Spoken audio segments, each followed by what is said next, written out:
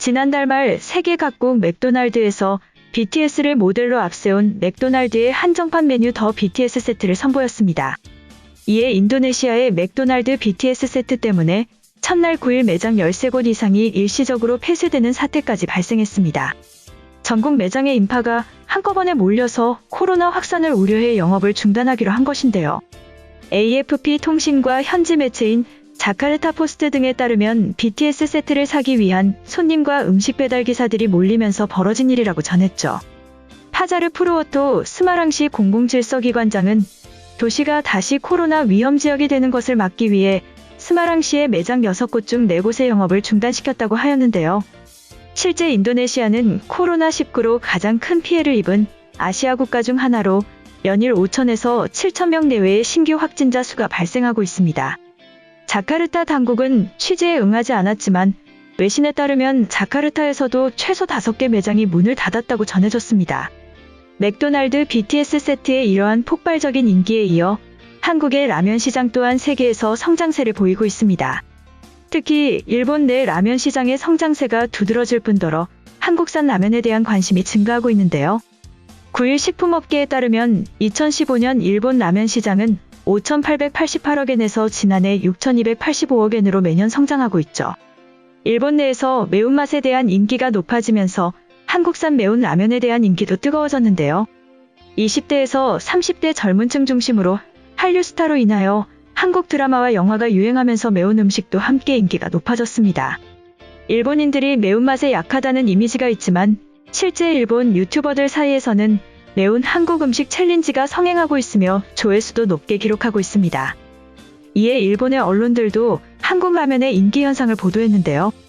지난달 26일 일본 민영방송 후지TV의 매자마시 TV에서 현재 유행하고 있는 한국 라면을 비중 있게 소개했습니다.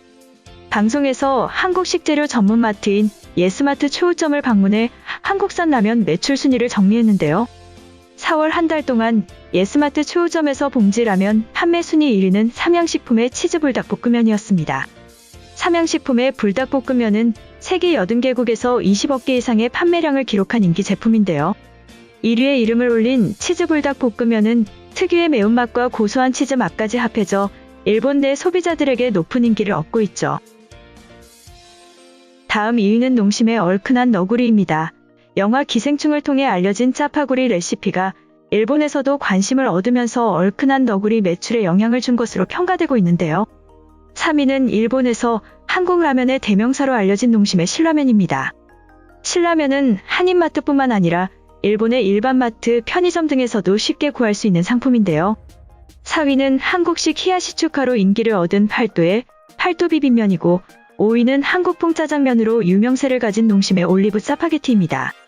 업계에서는 코로나19 이후 한국 여행 수요가 감소했지만 일본 내 한국 음식 수요가 증가했다고 분석했는데요. 또한 요미우리 등 외신에 의하면 일본 국민 10명 중 7명은 한국 요리를 좋아하는 것으로 조사되었죠.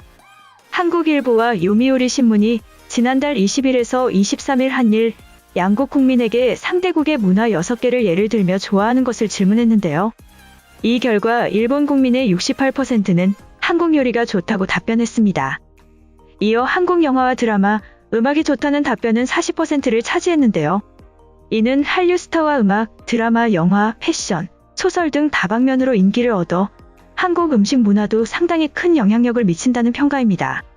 삼양식품 관계자는 코로나19 이후 일본에서는 4차 한류 열풍이 불면서 한국 식품에 대한 소비가 늘고 있다고 전해졌습니다. 한편 한국을 혁신적인 국가라고 부르며 한국에 대한 남다른 사랑을 보여주고 있는 국가도 있습니다. 지난 9일 오스트리아의 제바스티안 쿠르츠 총리는 그간 한국은 혁신적인 국가라며 양국 협력은 더욱 강화되어야 한다고 알렸는데요. 문재인 대통령은 1982년 양국 수교 이후 한국 대통령으로는 처음으로 오는 13에서 15일에 오스트리아를 국빈 방문할 예정입니다. 이후 쿠르츠 총리를 비롯해 알렉산더 판데어벨렌 대통령과 회담할 예정인데요. 지난해 8월 대국민 연설에서는 한국을 스위스와 이스라엘, 아랍에미리트 등과 함께 혁신적이고 경제력이 강한 국가라고 언급하며 향후 몇 년 내로 전략적 동반자 협약을 맺을 것이라고 밝혔죠. 또한 쿠르츠 총리는 한국을 과학기술 분야 파트너로서 높이 평가했는데요. 그는 한국이 5G와 반도체, 배터리 등 여러 분야에서 세계를 선도하고 있다는 찬사를 보냈습니다. 그리고 오스트리아와 대학 연구 분야에서 양국 사이에 90개 이상 협약이 체결되어 있는데요. 기초과학 연구 분야에서도 협력하고 있으며 올해 가을에는 화상으로 진행하는 과학학술대회 행사를 계획 중이라고 전해졌습니다. 쿠르츠 총리는 혁신은 기후변화에 대응에서도 중요하다며 특히 녹색 성장과 글로벌 목표 2030을 위한 연대인 P4G를 언급했는데요. 지난달 서울에서 화상으로 열린 P4G 정상회의에서도 그는 2040년까지 탄소 중립을 이루겠다는 목표를 제시하였죠. 아울러 쿠르츠 총리는 신종 코로나 바이러스 감염증 대유행과 관련하여 한국과 지속적으로 정보 교환을 하는 것에 대한 감사를 표현했는데요. 그리고 그는 코로나19 대유행과 관련하여 한국의 대처 방법 및 경험을 배울 수 있었다고 전하였습니다.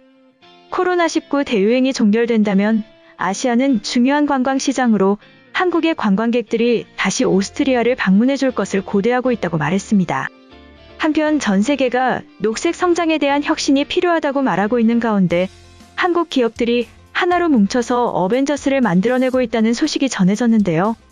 온실가스 배출량을 줄이고 친환경 수소 시대를 대비하기 위해 또 하나의 수소기업 연합체가 구성되었죠. 수소 전기차를 양산하는 현대차를 중심으로 수소 생산과 공급에 뛰어든 SK, 포스코, 효성 등이 손을 잡고 올해 9월까지 한국판 수소위원회를 설립하기로 하였습니다.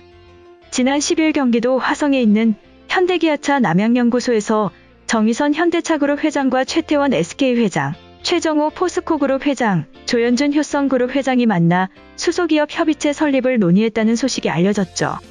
전 세계 기업 약 50곳의 최고 경영자가 참여하여 지난 2017년 1월 결성한 수소위원회를 한국에서도 만들자는 취지입니다. 정 회장은 회동 이후 수소기업 협의체 설립을 비롯하여 국내 주요 기업들과 협력하여 수소에너지의 확산, 수소사회 조기 실현에 기여하겠다고 말하였는데요. 최태원 SK 회장은 수소산업이 단단히 뿌리를 내리고 글로벌 수소 강국으로 도약하는 계기가 될 수 있도록 노력하겠다고 말하였습니다. 이날 뜻을 함께한 4개 그룹 경영진은 자율주행 기술이 포함되어 있는 수소전기차 넥소를 비롯하여 수소전기 트럭과 수소전기 버스 등을 함께 시승하였죠. 올 9월 공식 설립될 한국판 수소위원회는 현대차, SK, 포스코 등 3개 그룹이 공동의장을 맡을 예정인데요. 수소협의체는 7월까지 참여 기업을 확정하고 9월 중 CEO 총회를 개최하여 공식 출범할 예정입니다.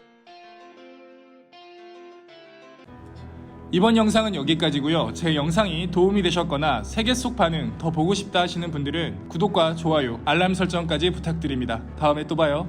안녕.